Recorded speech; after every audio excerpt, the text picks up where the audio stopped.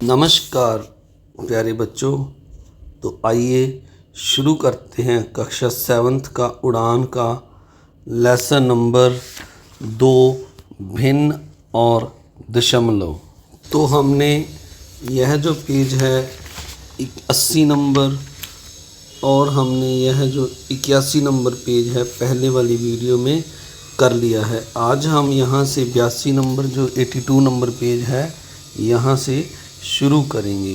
तो देखिए यहाँ पर फर्स्ट सम में हमें लिखा हुआ है संख्या जिसे अंश और हर के रूप में लिखा जा सकता है, जहाँ अंश धनात्मक पूर्णांक या शून्य हो और हर धनात्मक पूर्णांक हो उसे डैश कहते हैं। यानी जिस संख्या में अंश धनात्मक पूर्णांक जहाँ शून्य हो और हर धनात्मक पूर्णांक हो यानी हर शून्य ना हो तो उसे हम डैश यानी भिन्न कहते हैं। तो यहाँ हम इसका आंसर लिखेंगे भिन्न, तो इसे हम भिन्न कहते हैं। जैसे यहाँ एक भिन्न लिखी हुई है 1/4। तो प्यारे बच्चों जो ऊपर होता है वह अंश होता है यानी इसका अंश 1 है, और नीचे वाला हर होता है जो यहाँ पर ये 4 है ये इसका हर है। आगे लिखा हुआ है निम्न भिन्नों में अंश और हर बताइए। तो जो बच्चों मैंने अभी बताया ऊपर होता है वह अंश होता है और नीचे हर होता है। तो जैसे अगर हम पहले सम में 57/65 लें तो इसका हम हर पहले हम अंश लिखते हैं, तो इसका हम अंश कितना लिखेंगे, तो इसका अंश 57 है और हर कितना है, हर हमारा 65 है। तो इस तरह से आपने प्यारे बच्चों इनके जो अंश और हर हैं वह लिखने हैं। जैसे अगर हम अगला सम लें 3/4 तो यहाँ इसका अंश कितना है 3 है और हर कितना है 4 है। तो इस तरह प्यारे बच्चों अलग अलग आपने जो शेष हैं इनके भी इसी तरह लिख लेने हैं। तो अब आगे चलते हैं। डैश वह संख्या है जो संपूर्ण के भाग को दर्शाती है। इसमें हर से पता चलता है कि पूर्ण को कितने बराबर भागों में बांटना है। अंत डैश में अंश हमेशा हर से छोटा होता है। तो यहाँ पर हम लिखेंगे भिन्न।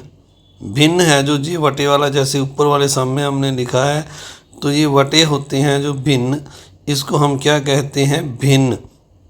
भिन्न वह संख्या है जो संपूर्ण के भाग को दर्शाती है। इसमें हमें हर से पता चलता है कि पूर्ण को कितने बराबर भागों में बांटा है। अंत डैश में हमेशा हर अंश हमेशा हर से छोटा होता है। यानी जो भिन्न होती है जिसमें अंश हमारा जो है हर से छोटा हो उसको हम उचित भिन्न कहते हैं। इसको थोड़ा सा दोबारा लिख देते हैं, उसको हम उचित भिन्न कहते हैं। चय और फिर तय, उचित भिन्न कहते हैं। भिन्न हम इसके साथ और लिख देते हैं, उचित भिन्न कहते हैं। उचित भिन्न में हमेशा अंश है जो ऊपर वाला है वो हर से नीचे वाले से छोटा होता है। जैसे यहाँ पर 1/2 तो एक जो अंश है वह हर से छोटा है।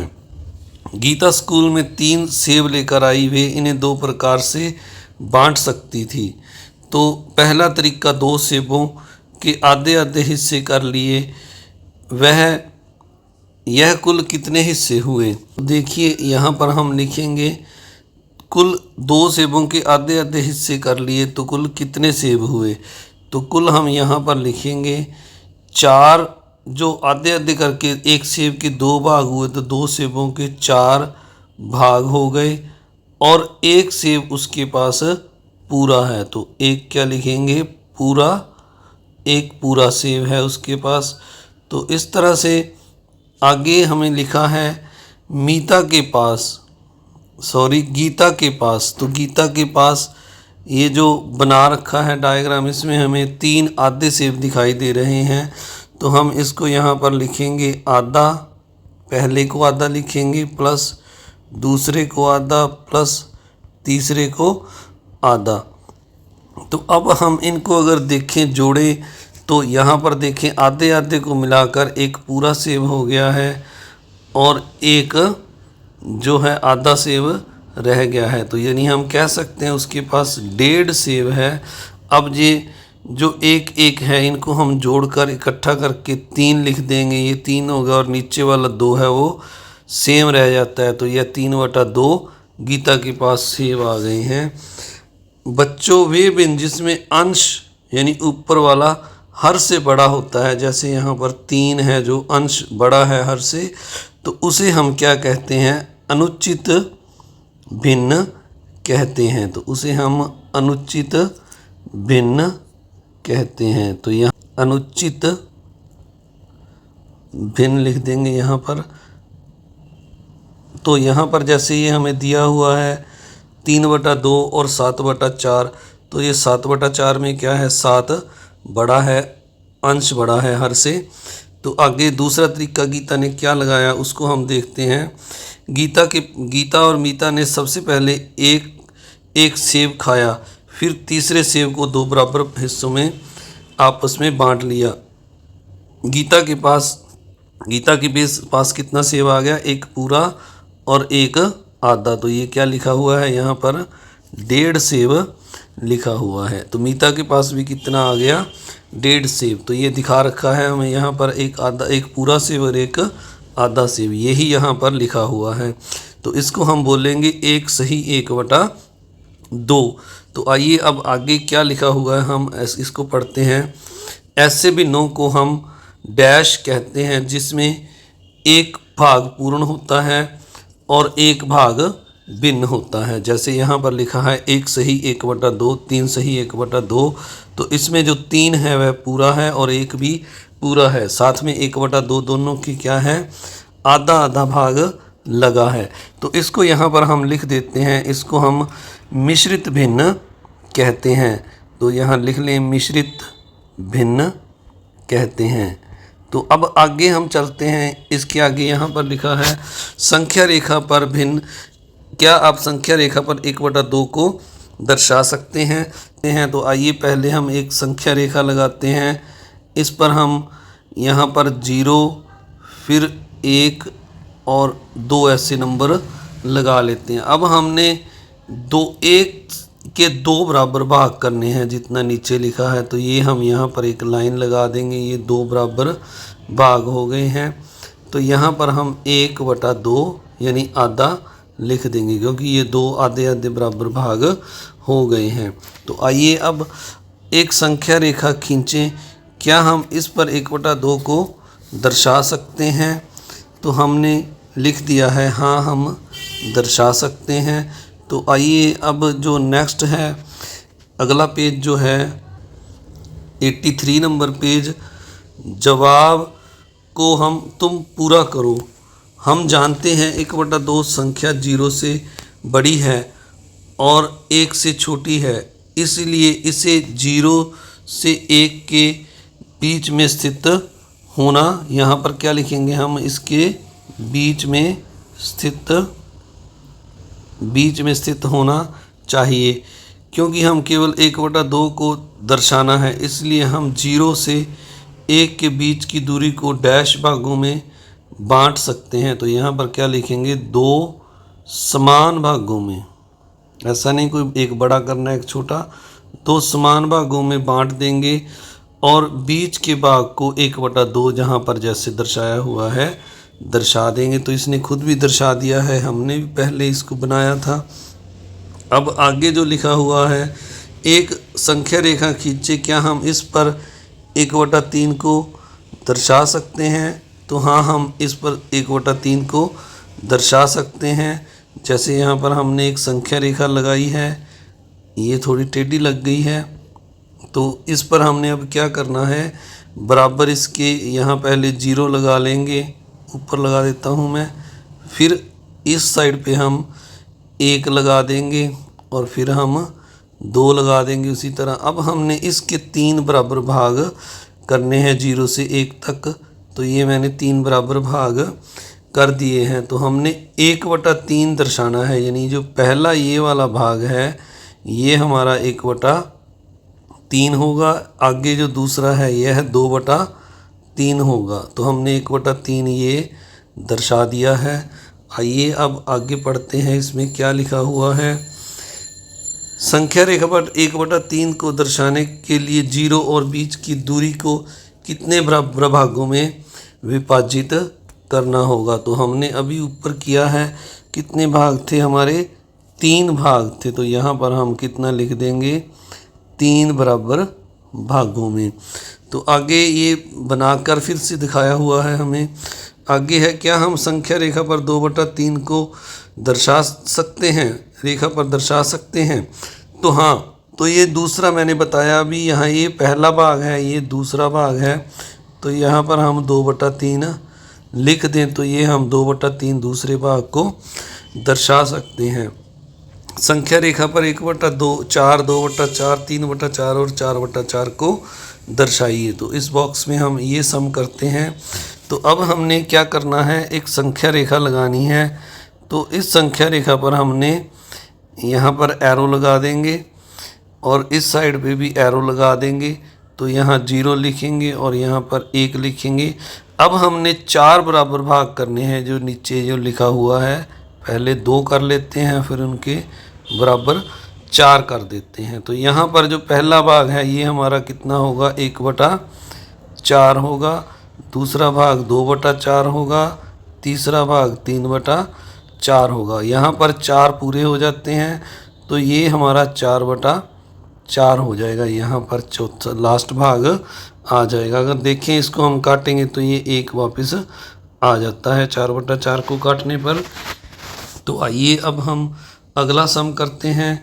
इसमें हमें दिया हुआ संख्या रेखा पर 1/5, 2/5, 3/5, 4/5 और 5/5 को दर्शाइए। तो मैं पहले की तरह यहाँ पर एक संख्या रेखा खींचता हूँ, एक लाइन लगाते हैं हम, जिसके हम 5 बराबर भाग करेंगे। तो अब यहाँ पर हम 0 लिख लेंगे और फिर 1 लिख लेंगे। अब हमने इस लाइन के हैं जो 5 बराबर भाग करने हैं। तो हम अब इसको 5 बराबर भागों में बांट लेते हैं। तो पहले भाग को हम कितना लिखेंगे, 1/5। दूसरा भाग है जो हमारा 2/5 हो जाएगा। तीसरा 3/5 और चौथा 4/5। और ये जो है ये 1 वाला भाग है जो ये 5/5 हो जाएगा, क्योंकि अगर 5/5 को काटेंगे तो ये 1 आ जाएगा। इस तरह इन भागों को हमने संख्या रेखा पर दर्शाना है। तो आइए अब अगला सम करते हैं। क्या जांच कीजिए, क्या यह भिन्न तुल्य हैं। 84 नंबर पेज पर आ गए हैं हम। तो देखिए जी, पहले जो है ये बराबर 2 समान भाग किए हैं और एक भाग को ब्लू किया हुआ है। तो ये 1/2 जो है ये 1/2 है। अब यहाँ पर अगले में हम देखें तो उसी के 4 समान भाग करके 2 भागों को काला किया, ब्लू किया गया है। तो यह 2/4 है। और अगले में इसी के 3 भाग करके 6 भाग करके 3 को ब्लू किया गया है। अगर हम इन 2/4 को काटेंगे, 2 एकम 2, 2 दूनी 4, तो यह कितना आ जाता है, 1/2। इसी तरह अगर 3 और 6 को काटे, 3 एकम 3, 3 दूनी 6, तो यह भी 1/2 आ जाता है और यह भी 1/2 है। तो तीनों भाग 1/2 के बराबर आ गए हैं। तो हम लिख देंगे हाँ ये तुल्य भिन्न है, यह भिन्न तुल्य है। तो इस तरह से हमने इस सम को करना है। तो अब अगला जो सम है इसमें हमें लिखा हुआ है कि जांच कीजिए कि ये भिन्न तुल्य हैं। अब हमने इन भागों को देखना है। ये जो पहला भाग है हमारा, आधा भाग ग्रीन किया हुआ है, तो ये हमारी भिन्न बन जाएगी इसकी 1/2। अब दूसरे में देखिए, अगर तो 4 बराबर भाग हैं और 2 को ग्रीन किया गया है तो इसकी भिन्न हमारी 2/4 बन जाएगी। अब तीसरे में अगर हम देखें तो यहाँ पर 6 भाग हैं, 6 में से 3 को ग्रीन किया गया है। और चौथे भाग में अगर देखें हम तो 8 भाग हैं और 8 में से 4 को ग्रीन किया गया है। तो अब पहले की तरह अगर हम इनको काट कर देखें, 2 एकम 2, 2 दूनी 4, तो यह 1/2 आ गया। 3 और 6 को काटेंगे तो 3 एकम 3, 3 दूनी 6, यह भी 1/2 आ गया। 4 और 8 को काटेंगे तो 4 एकम 4, 4 दूनी 8। तो सारे ये 1/2 आ रहे हैं। तो ये भी हमारा क्या है, तुल्य है। तो हाँ, ये तो हम लिख देंगे हाँ, ये भिन्ने तुल्य हैं। तो अब जो अगला नेक्स्ट सम है, इसमें हमें लिखा हुआ है भिन्नों को सरलतम रूप में बदलो। तो ये हमें भिन्नें दी हुई हैं 10/15 और 2/6, 3/9, 4/20। तो इन सभी को हमने सरलतम रूप में लिखना है। तो जैसे हम पहले 10/15 को करते हैं तो 10/15 लिखते हैं हम। अब ये जो हैं दो के नहीं, 3 के नहीं, सॉरी बच्चों, ये 5 के टेबल पर दोनों आ रहे हैं। तो 5 पे इनको काट देंगे, 5 दूनी 10, 5 तिये 15। तो यह हमारा कितना आ जाएगा, 2/3 आ जाएगा। अब जो नेक्स्ट है हमारा 2/6, 2/6 को अब काटेंगे तो 2 एकम 2, 3 दूनी 6। तो यह हमारा सरलतम रूप 1/3 आ जाएगा। अब तीसरा है जो 3/9 है। तो ये 3 के टेबल पे कट रहे हैं।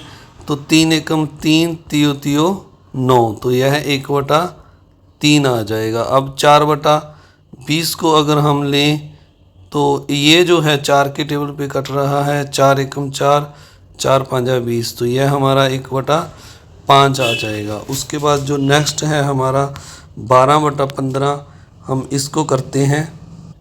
तो अगर इनको देखें हम 12/15 को, यह भी 3 के टेबल पे आ रहा है।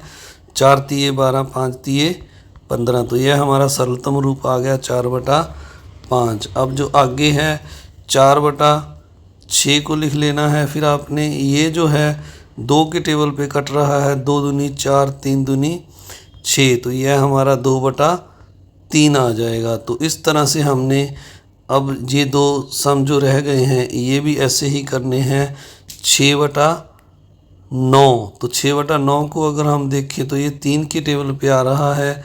3 तिया 9, 3 दूनी 6। तो यह भी हमारा 2/3 आ गया है। अब नेक्स्ट जो हमारा है 5/20। तो 5/20 को अगर हम देखें तो ये 5 के टेबल पे आ रहा है। 5 एकम 5, 5 चौका 20। तो इनको हम इस तरह से सरलतम रूप में बदल कर लिख देंगे।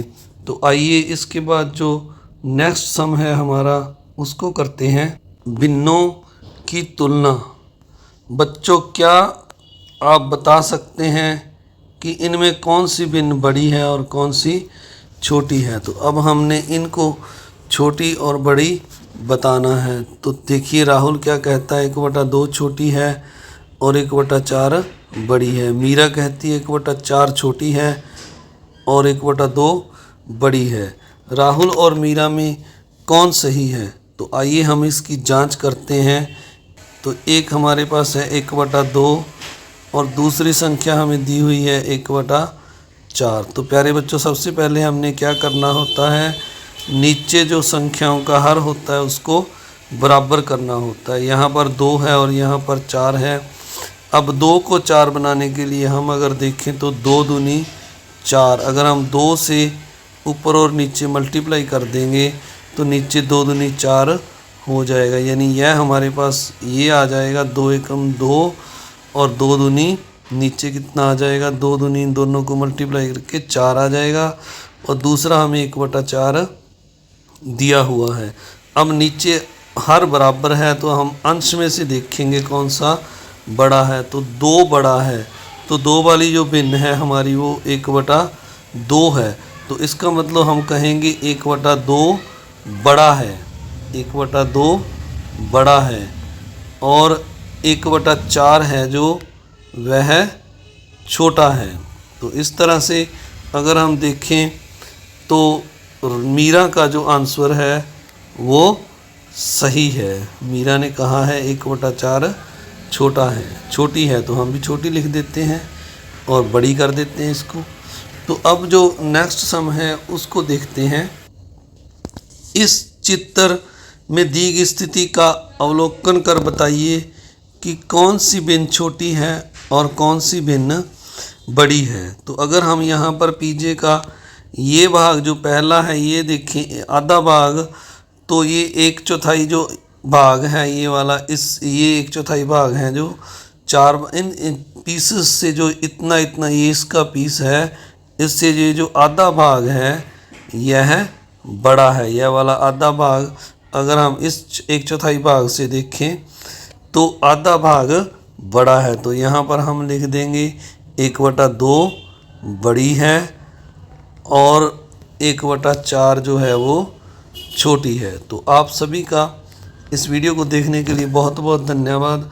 आपसे फिर एक बार फिर से वही रिक्वेस्ट, इसको शेयर करना है, इस वीडियो को लाइक करना है। अगर आप चैनल पर नए हैं तो आपने सब्सक्राइब करना नहीं भूलना है। यह आपकी द्वारा मेरे को दी गई मोटिवेशन है ताकि मैं और भी प्यारे बच्चों आपके लिए बढ़िया वीडियो बना सकूं। Thank you very much.